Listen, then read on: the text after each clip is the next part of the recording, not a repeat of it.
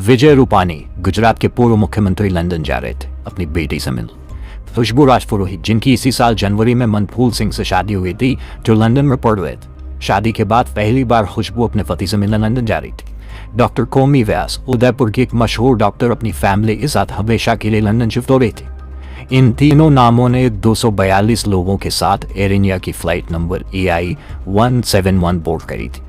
कई लोगों ने फ्लाइट बोर्ड करने के बाद अपने घर वालों को मैसेज किया होगा, कुछ ने सेल्फी भी भेजी होगी और कई लोगों ने यह कहा होगा कि अब लंदन जाकर जब लैंड करेंगे तब मैसेज करेंगे, लेकिन उनके घर वाले उस एक मैसेज का इंतजार करते रह गए क्योंकि लंदन आने वाली ये फ्लाइट टेक ऑफ के कुछ मिनट बाद ही अहमदाबाद की एक मेडिकल कॉलेज पर क्रैश कर दी।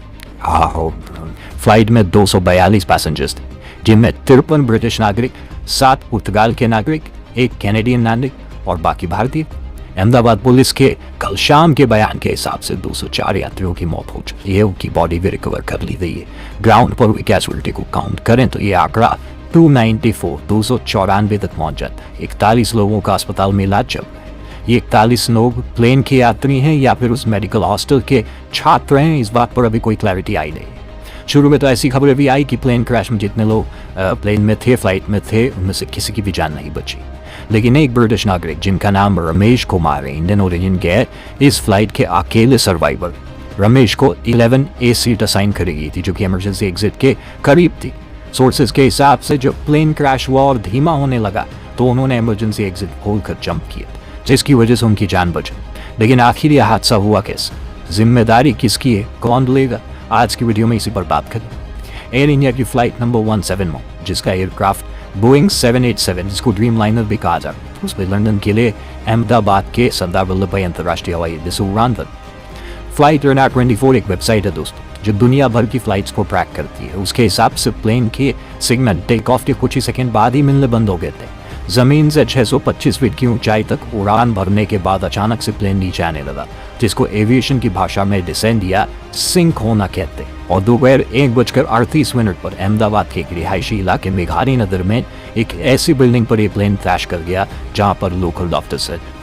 रिपोर्ट्स के हिसाब से प्लेन इस बिल्डिंग के मेस वाले हिस्से पर गिरा जहां उस वक्त कई डॉक्टर्स लंच कर रहे थे। खबरों के मुताबिक फ्लाइट टेक ऑफ होने के तुरंत बाद पायलट ने एयर ट्रैफिक कंट्रोल में एक मे डे कॉल करी थी। मे डे कॉल एविएशन में एक डिस्ट्रेस सिग्नल कॉल होती है और जब कोई हवाई जहाज ट्रैफिक कंट्रोल को मे डे कॉल करता है तो इसका मतलब होता है कि कुछ बहुत बड़ा लाइफ थ्रेटनिंग खतरा है।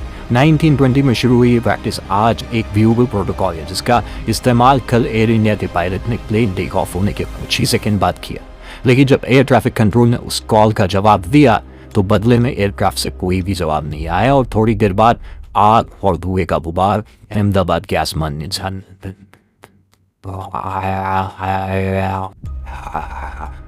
एविएशन एक्सपर्ट्स का कहना है कि फ्लाइट का डेटा रिकॉर्डर, कॉकपिट का वॉइस रिकॉर्डर और ब्लैक बॉक्स जब तक रिकवर नहीं हो जाते तब तक कुछ भी कहना जल्दबाजी।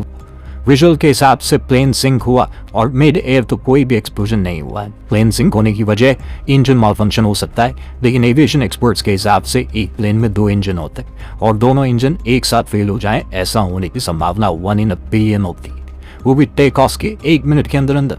कॉकपिट से मेडे कॉल भी करी है जिसमें कैप्टन सुमित सवलवान जो कि इस फ्लाइट के लीड पायलट थे, उन्होंने एयर ट्रैफिक कंट्रोल को कहा mayday, no thrust, losing power, unable to lift, जिसका मतलब है कॉकपिट में बैठे पायलट्स को अंदाजा हो गया था कि प्लेन में कुछ ऐसा है जो ठीक नहीं है, जिसकी वजह से प्लेन उड़ नहीं पा। 600 फीट तक पहुंच जाने के बावजूद लैंडिंग गियर वापस प्लेन में क्यों नहीं गए थे, इस पर भी सवाल उठ रहा है। एक्सपर्ट्स कह रहे हैं कि क्योंकि लैंडिंग गियर वापस नहीं गए, ये एक और संकेत है इस बात का कि इंजन फेलियर हो गया था और वापस से लैंड करने की कोशिश हुई हो। प्रॉब्लम एक है या प्रॉब्लम बहुत सारी, इस पर जांच के बाद ही कुछ कहा जाएगा या कुछ साफ हो पाए। सवाल बोइंग के ड्रीम लाइनर एयरक्राफ्ट पर भी उठ रहे हैं जो कि कंपनी ने 8 जुलाई 2007 को लॉन्च किया था, जिसने 15 दिसंबर 2009 में अपनी पहली फ्लाइट की। प्लेन की टिपिकल सीटिंग कैपेसिटी 242 पैसेंजर्स की होती है, यानी कल ये फ्लाइट पूरी भरी हुई थी। हालांकि मैक्सिमम कैपेसिटी 298 तक भी हो सकती है। एयर इंडिया ने पहली बार ड्रीम लाइनर की डिलीवरी सितंबर 2012 में ली थी। इसे लंबी दूरी के लिए इस्तेमाल किया जाता था, जैसे दिल्ली से लंदन, मेलबर्न और पोर्ट। बोइंग के इससे पहले कई एयरक्राफ्ट क्रैश हो चुके, लेकिन इनमें से ज्यादातर बोइंग के 737 एयरक्राफ्ट। दोस्तों, ये क्रैश इंडियन एविएशन में आज तक का सबसे बड़ा हादसा माना जा रहा है और इससे पहले भी आपने सुना होगा कि कई ऐसे क्रैश पूरा एयरक्राफ्ट क्रैश हो जाना भारतीय एविएशन इतिहास का सबसे बड़ा एक्सीडेंट है। बड़े दुख की बात यह भी है कि ये प्लेन एक बड़ी भारी आबादी वाले इलाके में क्रैश हुआ और जिस बिल्डिंग पर ये क्रैश हुआ उनमें कई सारे रेजिडेंट और जूनियर डॉक्टर्स थे। आप एक बार को मेडिकल कम्युनिटी के लिए सोचकर देखिए कि उनके लिए कितना दुख भरा दिन था। न सिर्फ उन्हें फ्लाइट में बैठे पैसेंजर्स की डेड बॉडी और इंजरी से डील करना पड़ा, बल्कि उन्हीं की कम्युनिटी के कुछ और डॉक्टर्स की यही हालत थी चूल्हे सामान। वैसे दोस्तों, प्लेन के टेक ऑफ किए 1 मिनट भी नहीं हुआ था, इस वजह से फ्लाइट का फ्यूल टैंक भी पूरी तरह से फुल था और इस वजह से एक्सीडेंट के बाद एक्सप्लोजन और ज्यादा बड़ा हुआ। देश के नागरिक उड्डयन मंत्री राम मोहन नायडू ने अहमदाबाद पहुंचकर क्रैश साइट विजिट करी। टाटा ग्रुप ने भी मृतकों को 1 करोड़ रुपए की सहायता राशि देने की बात करी और जो लोग घायल हुए हैं उनका उपचार कराने के लिए बेस्ट मेडिकल फैसिलिटी देने की बात की गई। साथ ही जिस मेडिकल फैसिलिटी पर यह प्लेन क्रैश हुआ उसे दोबारा बनाने का जिम्मा भी उठाया गया। लेकिन भारत में हर कदम हादसा होने के बाद उठाया जाता। उस फ्लाइट में कुछ लोग थे जो अपनों से मिलने जा रहे थे, कुछ बिजनेस ट्रिप पर जा रहे थे, कुछ गर्मी की छुट्टियां मनाने जा रहे होंगे।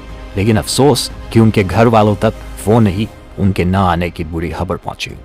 ये साल 2025 कुछ ऐसा ही है दोस्त। लोग अपनों के साथ छुट्टी मनाने पहलगाम गए तो आतंकवादी हमले में जान गंवा, ट्रॉफी का जश्न मनाने स्टेडियम गए तो भगदड़ में जान गंवा, और फ्लाइट में दूसरे देश जाने के लिए गए तो प्लेन क्रैश में जान गंवा। जितने भी लोग इस हादसे में दुनिया से जा चुके हैं, भगवान उन सबकी आत्मा को शांति दे और उनके परिवार वालों को इस त्रासदी से जूझने की शक्ति। दोस्तों, लाखों लोग रोज फ्लाइट से यात्रा करते हैं। फ्लाइट यात्रा डेटा के हिसाब से सबसे सेफ है, लेकिन शायद जो लोग कल के बाद से फ्लाइट में बैठेंगे इस डेटा पर भरोसा नहीं कर पाएंगे। बाकी भगवान से और एक बार प्रार्थना करते हैं कि उन परिवार वालों को शक्ति दे। आप भी अपना ख्याल रखें। जल्दी मिलते हैं। जय हिंद। हम आपके लिए दिन रात मेहनत करते हैं, बस आपसे एक छोटी सी गुजारिश है, कृपया थोड़ा सा योगदान दें। आपका दिया हुआ सिर्फ 2 रुपए भी हमें नई उम्मीद और प्रेरणा देता है।